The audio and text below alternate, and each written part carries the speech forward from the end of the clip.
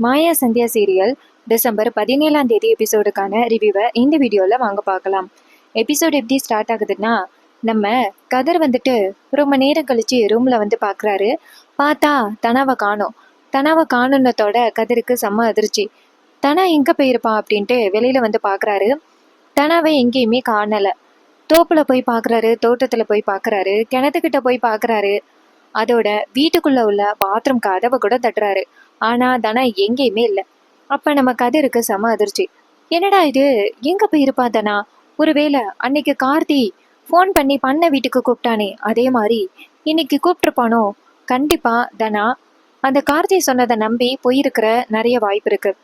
கண்டிப்பா ஏதாவது ஒரு திட்டத்தோட தான் தனாவை கூப்பிட்டுருக்கணும். அதுவும் இந்த ராத்திரியில கூப்பிட்டுருக்கான்னா கண்டிப்பா ஏதோ ஒரு காரணம் இருக்கணும்.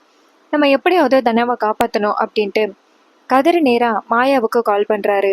மாயா ரூம்ல தூங்கிட்டு இருக்கும் பொழுது ஃபோன் வருது. அப்ப மாயா ஃபோனை பார்த்துட்டு, என்ன இது, கதிர் இந்த நேரத்துல கால் பண்றான் அப்படின்ட்டு ஃபோனை அட்டன் பண்ணி, சொல்லு கதிர் அப்படின்னு சொல்ல, கதிர் சொல்றாரு, மாயா ஒரு நிமிஷம் ரூமை விட்டு வெளியில வாயேன் அப்படின்னு. மாயா கேக்குறாங்க, என்னாச்சு கதிர், ஏதாவது பிரச்சனையா அப்படின்னு. கதிர் சொல்றாரு, ஒரு நிமிஷம் வா மாயா அப்படின்னு.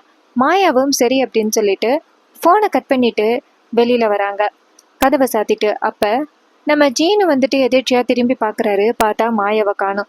ஜீனு நினைக்கிறாரு, இவ இந்த நேரத்துல எங்க போயிருப்பா, எங்கேயோ போட்டோம், போய் தொலைஞ்சா சரி அப்படின்ட்டு ஜீனு மறுபடியும் தூங்கிடுறாரு. இன்னொரு பக்கம் மாயா வெளியில வந்துட்டு நேரா கதிரை பார்த்துட்டு, சொல்லு கதிர், என்ன பிரச்சனை, தனா ஏதாவது ஒன்று சொன்னாலா அப்படின்னு. அப்ப கதிர் சொல்றாரு, தனா ரூம்லயே இல்ல மாயா அப்படின்னு. இது கேட்டதோட மாயா ஷாக் ஆகுறாங்க. என்ன கதிர் சொல்ற, ரூம்ல தான் இருப்பா பாரு அப்படின்னு. கதிர் சொல்றாரு, நீ வேணும்னா போய் பாரு அப்படின்னு. உடனே மாயாவும் நேரா மாடிக்கு போய் பாக்குறாங்க. பார்த்தா தனா ரூம்ல இல்லை. இதை பார்த்ததோட ரொம்ப அதிர்ச்சி ஆகுறாங்க மாயா. மாயா இங்கேருந்து ஓடி வந்து கதிர் கிட்ட, கதிர் மாயாவை தனாவை காணோம் அப்படின்னு சொல்ல, கதிர் சொல்றாரு, இதைத்தானே நான் மாயா சொன்னேன், தனா வந்துட்டு ரூம்ல இல்லை, எனக்கு என்னமோ அந்த கார்த்தி மேலதான் சந்தேகமா இருக்கு அப்படின்னு. அப்ப மாயா சொல்றாங்க, சரி இப்ப தனா எங்க இருப்பான்னு என்ன தெரியும் அப்படின்னு. அப்ப கதிர் சொல்றாரு, அதான் எனக்கு ஒன்றும் புரியல அப்படின்னு. அப்ப மாயா சொல்றாங்க, சரி வெளியில வா, வெளியில தனா இருக்காளான்னு பார்ப்போம் அப்படின்னு சொல்லிட்டு அங்கிருந்து வெளியில போறாங்க. அதே நேரம் பார்த்து சிவா நேரா அங்க வராரு. அப்ப சிவாவை பார்த்துட்டு மாயாவும் கதிரும் ஷாக் ஆகுறாங்க. இந்த நேரத்துல நீங்க 2 பேரும் எங்க வெளியில போறீங்க அப்படின்னு கேட்டா என்ன பதில் சொல்றது? அதனால சிவா நேரா மாயாவையும் கதிரையும் பார்த்துட்டு, 2 பேரும் இந்த நேரத்துல எங்க போறீங்க அப்படின்னு. அப்ப கதிரும் மாயா சொல்றாங்க, இல்ல சும்மா கொஞ்ச நேரம் வெளியில நிக்கலான்னு வந்தோம், மாயா நின்றுகிட்டு இருந்தா, அதான் அவளுக்கு பாதுகாப்புக்கு நான் வந்து நிக்கிறேன் அப்படின்னு. சிவா கேக்குறாரு, சரி சரி, நான் கொஞ்ச நேரத்துக்கு முன்னாடி தனா மாதிரி ஒரு பொண்ணை பார்த்தேன், சரி தனா ரூம்ல தானே இருக்கா அப்படின்னு. அப்ப கதிர் சொல்றாரு, ஆமா மாமா, தனா ரூம்ல தான் இருக்கா அப்படின்னு. அப்ப சிவா சொல்றாரு, கொஞ்ச நேரத்துக்கு முன்னாடி இந்த பக்கமா தனா மாதிரி ஒரு பொண்ணு போனதை பார்த்தேன், நம்ம பொண்ணா அந்த பக்கம் போனுச்சு அப்படின்னு நினைச்சுக்கிட்டு நானும் அந்த பொண்ணை ஃபாலோ பண்ணி பார்த்தேன், அதுக்கப்புறம் யாருமே இல்லை, வேற ஏதோ ஒரு பொண்ணு போயிருக்கும் போல, நான் தான் நம்ம பொண்ணை தப்பா நினைச்சிட்டேன் அப்படின்னு. இதை கேட்டதோட கதிர் கேக்குறாரு, எந்த பக்கமா மாமா பாத்தீங்க அப்படின்னு. அப்ப சிவா சொல்றாரு, இந்த ரோட்டு பக்கம் தான்ப்பா பார்த்தேன் அப்படின்னு. உடனே கதிரும், சரிங்க மாமா, தானா வீட்டுக்குள்ள தூங்கிட்டு இருக்கா, அவளை போயிட்டு பாக்குறேன்னு சொல்லி டிஸ்டர்ப் பண்ணாதீங்க அப்படின்னு. இதை கேட்டுட்டு சிவாவும் சரிப்பா சரிப்பா அப்படின்னு சொல்லிட்டு வீட்டுக்குள்ள போறாரு. அப்ப மாயா நேரா கதிர்கிட்ட, கதிர் கண்டிப்பா சித்தப்பா தனாவை தான் பார்த்துருக்கிறதுக்கு வாய்ப்பு இருக்கு, இந்த ரோட்டு பக்கம் போனா கண்டிப்பா அந்த கார்த்தியோட பண்ணை வீடு தான் இருக்கு, அப்ப கண்டிப்பா தனா கார்த்தியோட பண்ணை வீட்டுக்கு தான் போயிருக்கா, கார்த்தி எதையோ சொல்லி தனாவை வர வச்சிருக்கான் அப்படின்னு. இதை கேட்டதோட கதிர் சொல்றாரு, சீக்கிரம் போயிட்டு நம்ம தனாவை காப்பாற்றணும், அந்த கார்த்தி சாதாரண ஆள் கிடையாது அப்படின்னு சொல்லிட்டு 2 பேருமே சேர்ந்து அந்த பண்ணை வீட்டுக்கு கிளம்புறாங்க. பண்ணை வீட்டுல ஏற்கனவே நம்ம தனா வந்துட்டு கார்த்தியை பாக்குறாங்க. கார்த்தியை நேரா தனா கிட்ட, இங்க பாரு தனா, என்னால கண்டிப்பா உன்னை மறந்துட்டு இருக்கவே முடியாது, என்னை மட்டும் தயவு செஞ்சு மனசை சேஞ்ச் பண்ணிக்க சொல்லாத, என்னால கண்டிப்பா சேஞ்ச் பண்ணிக்க முடியாது அப்படின்னு சொல்லிட்டு கார்த்தி தனாவை பிரெயின் வாஷ் பண்ணிக்கிட்டு இருக்கேன். தனா ரொம்ப ஸ்ட்ராங்கா சொல்றாங்க, இங்க பாருங்க கார்த்திக் சார், நான் காதலிச்சது நீங்க தான், இல்லைன்னு சொல்லல, ஆனா நம்ம 2 பேரோட லைஃப்லயும் வேற வேற பாதை உருவாக்கிருச்சு, இதுக்கப்புறமும் நம்ம மீட் பண்றதுக்கு வாய்ப்பே கிடையாது, தயவு செஞ்சு விட்டுருங்க அப்படின்னு சொல்ல.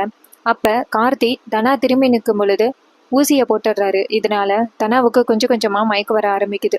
இதுக்கு முன்னாடியே நம்ம தனாவுக்கு பாம்பு கொத்திருச்சுல்ல, இந்த விஷயம் கார்த்திக்கு தெரியாது. தனா மயக்கம் மட்டும் விழுக அப்ப கார்த்தி கை தாங்களா கொண்டு போய் ரூம்ல படுக்க வைக்கிறாரு. அப்ப கார்த்தி நேரா தனா கழுத்துல இருக்கிற தாலியை பார்த்துட்டு, இந்த தாலி தாண்டி எனக்கு கண்ணை உறுத்திக்கிட்டே இருக்கு அப்படின்ட்டு கார்த்தி அந்த தாலியை அப்படியே எடுக்கிறதுக்கு போறாரு. இன்னொரு பக்கம் மாயாவும் கதிரும் அங்க வந்துடுறாங்க. கதிர் அங்க வந்து நின்றுட்டு, டேய் கார்த்தி வெளியில வாடா அப்படின்னு சொல்ல, கார்த்தி குரல் கேட்டதோட அதிர்ச்சியாகி வெளியில வந்து பாக்குறாரு. வந்து பார்த்தா கதிர் நின்றுகிட்டு இருக்காரு. கதிரை பார்த்ததோட கார்த்தி அதிர்ச்சி ஆகுறாரு. கார்த்தி நேரா கதிரை பார்த்துட்டு, எதுக்கடா இந்த நேரத்துக்கு இங்க வந்திருக்க, என்கிட்ட பிரச்சனை பண்றதுக்காக வந்திருக்கியாடா அப்படின்னு கேட்க, அதுக்கு கதிர் சொல்றாரு, உன்கிட்ட பிரச்சனை பண்ண நாங்க வந்தோமா, நீ தான் தனா கிட்ட இல்லாதத பொல்லாதத சொல்லி அவளை இங்கே கூப்பிட்டுருக்கா, மரியாதையா தனாவை வெளியில விடு அப்படின்னு. அதுக்கு கார்த்தி சொல்றாரு, உனக்கு வெக்கமா இல்ல, உன் பொண்டாட்டி தானே தனா, அவ உன் கூட தானே இருக்கணும், ஏன் கூட இருக்கான்னு சொல்லிட்டு இந்த நேரத்துல வந்திருக்க, உனக்கு வெக்கமா இல்ல அப்படின்னு. அப்ப கதிர் சொல்றாரு, இங்க பாரு, தனா ரொம்ப இன்னசென்ட், அவளுடைய அந்த இன்னசென்ஸை நீ பயன்படுத்துற, மரியாதையா தனாவை வெளியில விடுடா அப்படின்னு. அப்ப மாயா நேரா கார்த்தியை பார்த்துட்டு, இங்க பாரு நவருடா அப்படின்னு சொல்லிட்டு வீட்டுக்குள்ள போக முயற்சி பண்ண கார்த்தி மாயாவை வீட்டுக்குள்ள விடாம தடுக்கிறாரு. அப்ப கதிர் டக்குன்னு கார்த்தியை பிடிச்சிக்க, அப்ப கார்த்தி சொல்றாரு, ஏய் மாயா உள்ளார போனியன்னா அவ்வளோ தாண்டி அப்படின்னு. மாயா சொல்றாங்க, டேய் நவர்றா அப்படின்னு சொல்லிட்டு நேரா ரூம்குள்ள போறாங்க.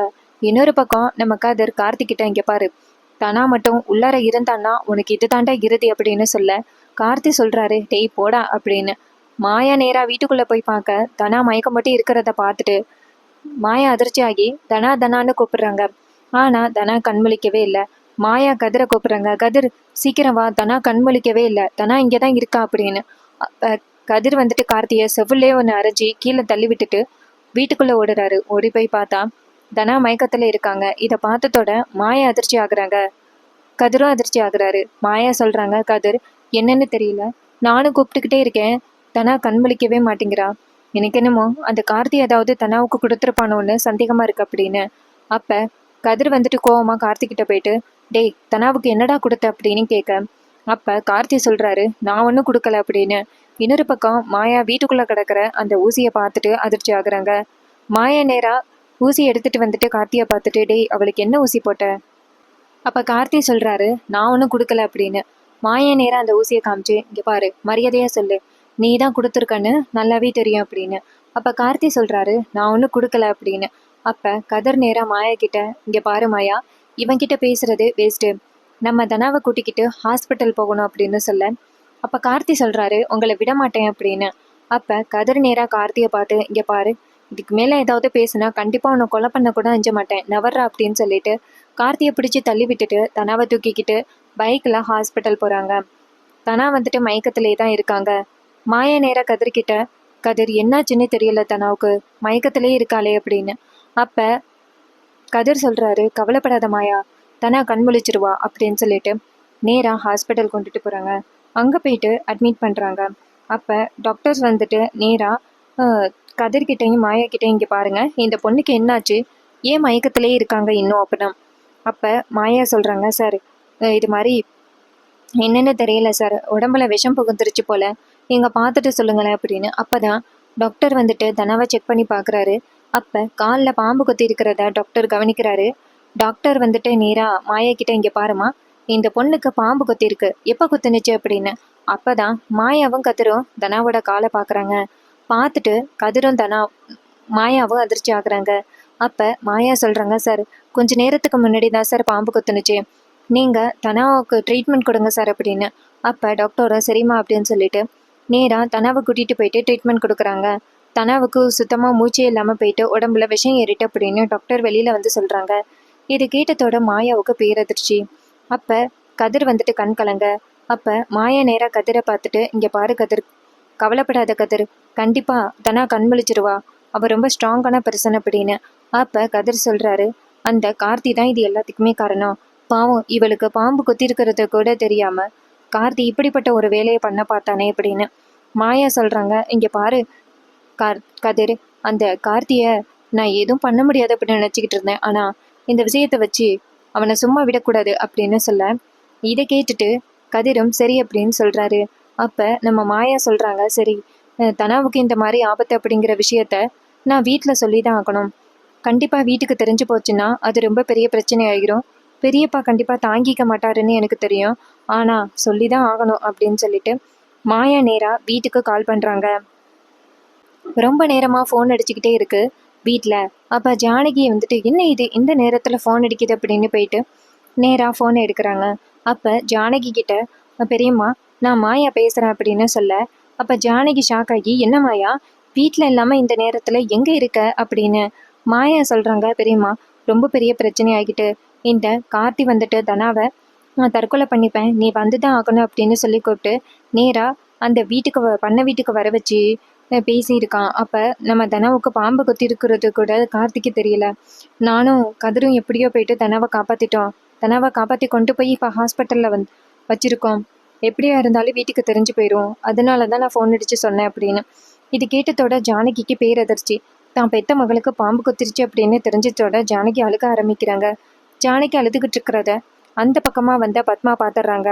பத்மா ஓடி வந்துட்டு அண்ணி என்னாச்சு நீ ஏன் இந்த நேரத்தில் என்ன ஃபோன் வந்துச்சு யார் பேசுனா என்னாச்சு அப்படின்னு கேட்க, அப்போ ஜானகி அழுதுகிட்டே தனாவை பாம்பு கொத்திருச்சான் அப்படின்னு சொல்ல, இதை கேட்டுட்டு பத்மா அதிர்ச்சியாகி என்ன தனாவுக்கு பாம்பு கொத்திருச்சா அப்படின்னு சொல்ல, ஜானகி சொல்கிறாங்க அவர்கிட்ட போயிட்டு சீக்கிரம் சொல்லு அப்படின்னு சொன்னதோட பத்மாவும் சரிங்க நீ இருங்க அப்படின்னு சொல்லிட்டு நேராக போயிட்டு ரகுராமோட கதவை தட்டுறாங்க.